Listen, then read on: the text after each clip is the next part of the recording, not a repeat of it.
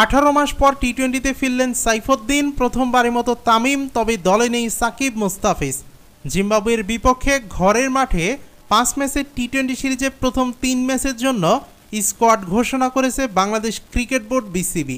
15 সদস্যের এই স্কোয়াডে একমাত্র আনক্যাপড ক্রিকেটার হিসেবে আছেন তানজিদ হাসান তামিম। সর্বশেষ বিপিএলে সেঞ্চুরি করেন তামিম। এদিকে দীর্ঘ 18 মাস পর জাতীয় দলে ফিরেছেন অলরাউন্ডার মোহাম্মদ সাইফুদ্দিন। জিম্বাবুয়ের বিপক্ষে সুযোগ কাজে লাগাতে পারলে আসন্ন টি-20 বিশ্বকাপেও জায়গা পেতে পারেন সাইফুদ্দিন তামিমরা। তবে প্রথম 3 ম্যাচের জন্য ঘোষিত স্কোয়াডে নেই সাকিব, মুস্তাফিজরা।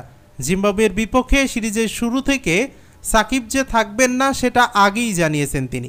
এদিকে আইপিএল খেলতে এখনও ভারতেই অবস্থান করছেন মুস্তাফিজ। আগামী 1 মে পাঞ্জাব কিংসের বিপক্ষে ম্যাচ শেষে দেশে ফিরবেন কাটার মাস্টার। যদিও জিম্বাবুয়ের বিপক্ষে টি-20 সিরিজ শুরু হবে আগামী 3রা মে থেকে। চলুন এক নজরে দেখে নেই প্রথম 3 ম্যাচের ঘোষিত স্কোয়াডটি কেমন হলো।